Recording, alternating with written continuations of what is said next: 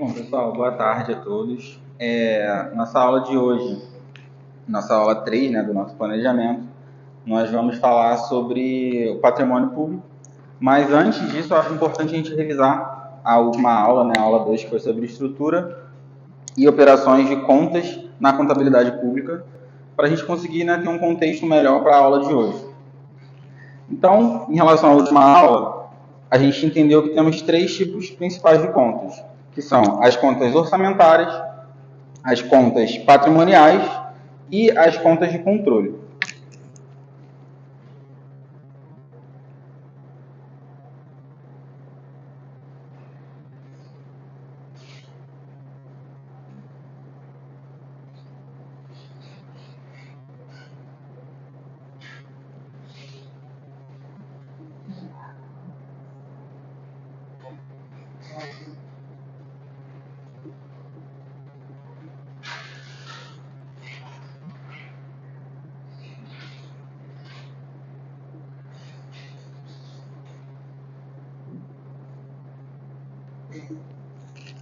As contas orçamentárias, como vocês devem lembrar, elas basicamente são as receitas e despesas.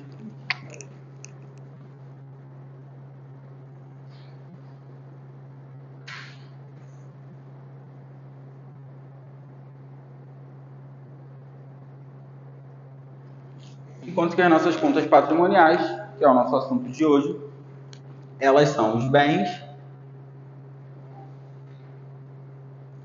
direitos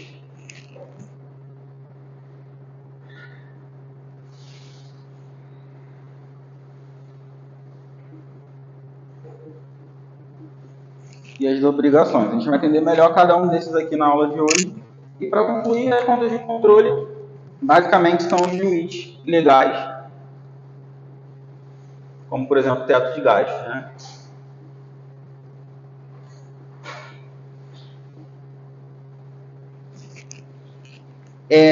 Então, assim, vamos tentar fazer um exemplo prático aqui, e aí vocês vão me ajudar respondendo. Digamos que a gente tenha feito um empréstimo para a construção de uma ponte.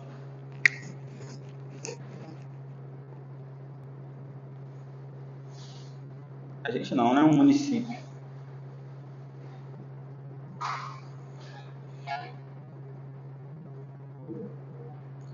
Como vocês classificariam isso aqui dentro do que a gente viu na última aula, esse empréstimo?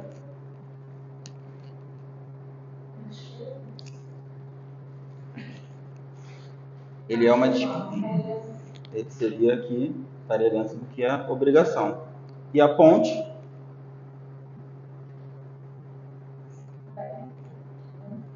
Seria um bem. Aqui no caso, um ativo. Um outro exemplo. Se o município usasse a receita dele de IPTU, dando até o spoiler, para a construção de um hospital, esse IPTU ele estaria sendo aqui uma receita, enquanto que o hospital ele seria também um bem. E eu vou além, eu vou dizer que ele é um bem de uso especial.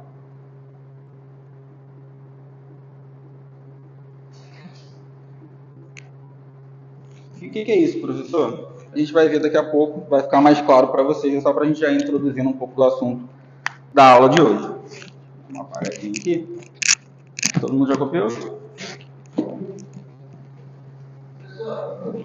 Diga.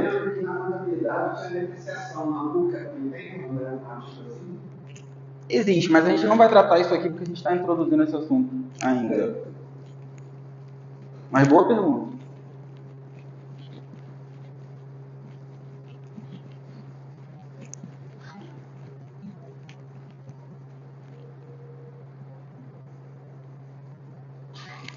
Então agora vamos entrar efetivamente na aula de hoje, que é sobre as contas patrimoniais, né? Sobre o patrimônio público, efetivamente falando. Como a gente viu, o patrimônio público ele vai ser dividido em bens,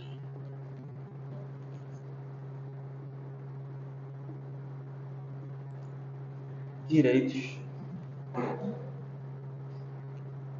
e obrigações. Beleza. Os bens, eles podem ser tangíveis ou intangíveis. Então a gente pode colocar como exemplo aqui terrenos, como exemplo de intangível, o software, pode pertencer a algum órgão, né, promotor administrativo.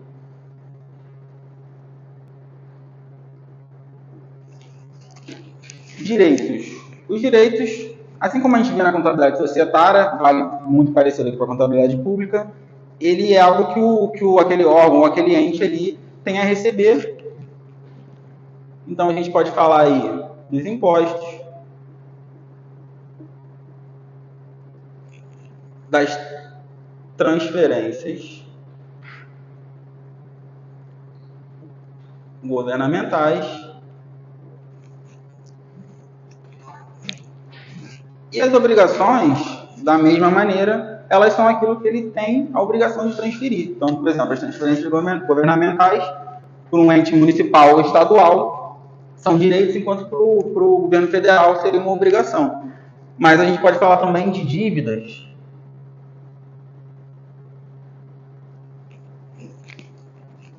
O restos a pagar, também é um exemplo legal.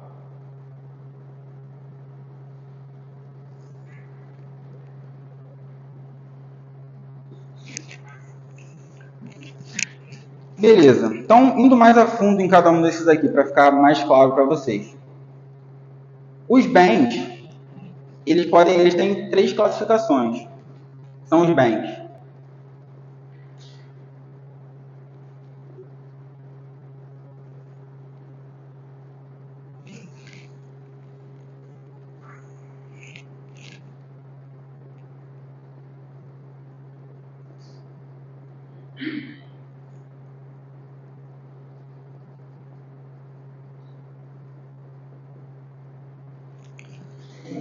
de uso comum, os bens de uso especial e os dominicais. O que são os bens de uso comum? São aqueles que todos têm acesso livre. Praças, ruas, praias, exemplo bom. Os bens de uso especial. Não é que todos não tenham acesso, mas eles têm objetivos específicos. Então, por exemplo, hospitais, objetivo específico de quê? De atender ali a saúde da população. Mas qual? Alguém pensa aí no exemplo de um bem que vai ter um uso específico, para atender um serviço específico?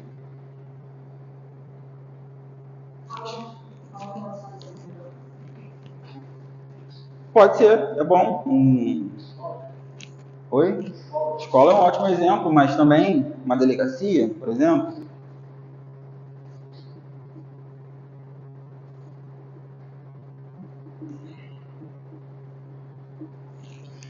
E o diferentão aqui, os bens dominicais, eles basicamente são os que estão disponíveis para venda ou aluguel. Um exemplo clássico sempre é um terreno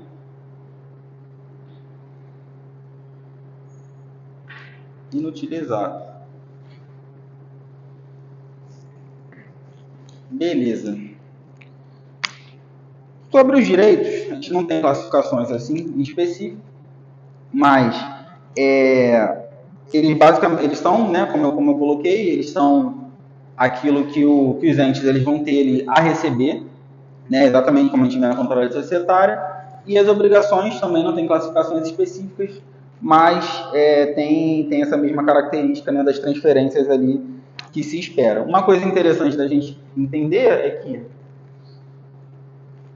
os bens e direitos aqui eles compõem o ativo. As obrigações, o passivo. E a diferença entre eles resulta no nosso patrimônio líquido. Assim como a gente vê na contabilidade, não muda tanto, até pela contabilidade pública estar se integrando a contabilidade internacional e privada. Bom, falamos agora sobre os tipos de bens, sobre como eles se enquadram, se estruturam dentro do patrimônio público. E um assunto interessante dentro disso é a gestão desses bens. A gestão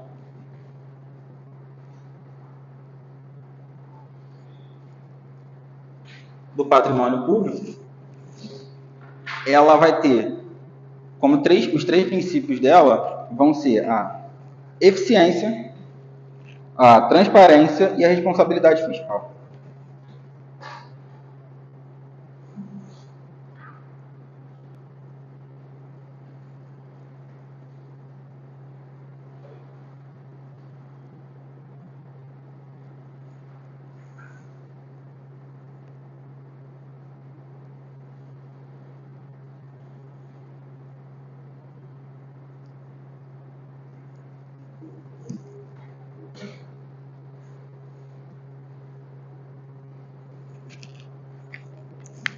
Os nomes são bem intuitivos, mas para a gente entender, assim, contextualizar, a eficiência ela é aquele melhor uso, né, sem desperdícios dos bens públicos. A transparência ela é sobre você divulgar essas informações para a população, tornar acessível. Um exemplo são os portais de transparência, a gente consegue acessar ali o uso dos bens da maioria dos órgãos. Nem todos eles são tão transparentes como a gente gostaria, mas o objetivo, quando a gente fala de uma maneira macro, é que isso exista para tudo. E responsabilidade fiscal é sobre a gestão dos recursos, né, financeiros, efetivamente falando. Você precisa, para ter isso aqui, de alguns instrumentos para você conseguir fazer essa gestão do patrimônio público com eficiência, com transparência, com responsabilidade fiscal, de alguns instrumentos. E alguns exemplos deles interessantes que a gente pode trazer seria um inventário patrimonial,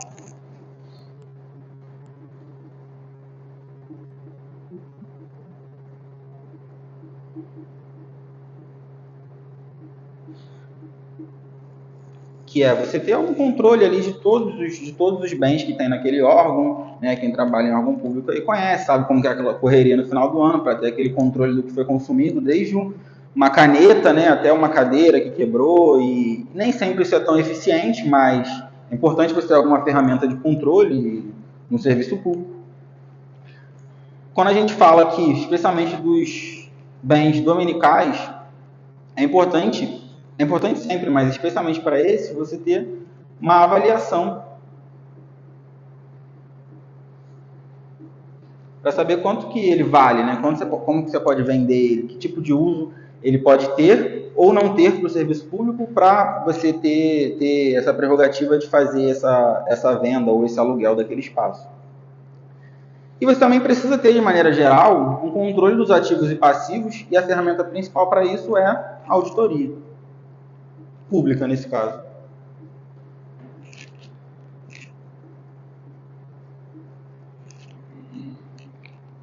Então, vamos pensar aqui em mais um exemplo. Digamos que a gente tem um empréstimo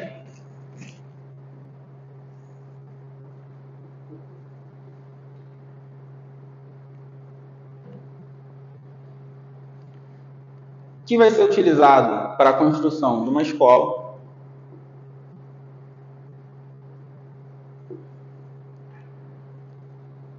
e a gente tenha a venda de um terreno.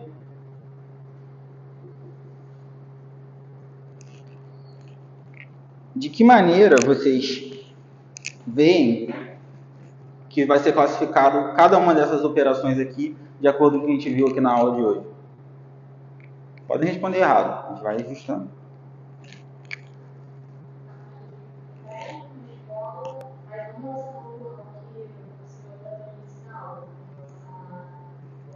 Em relação a bens, direitos e obrigações.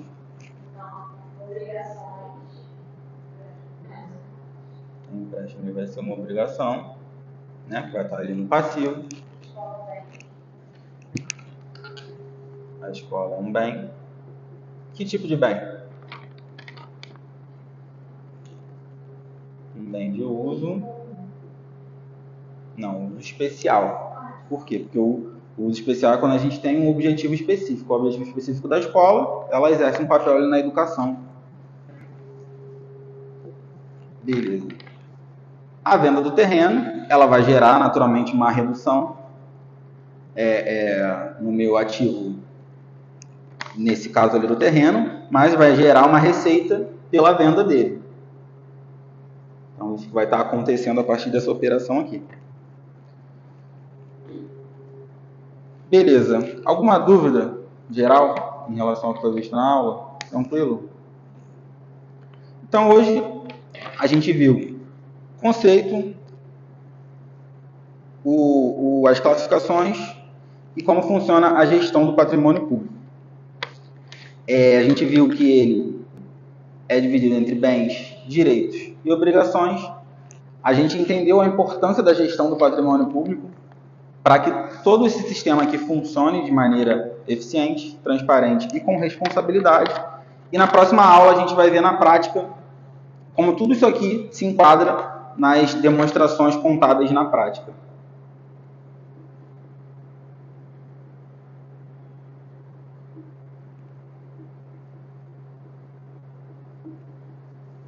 Ok? Por hoje, então, é só, pessoal.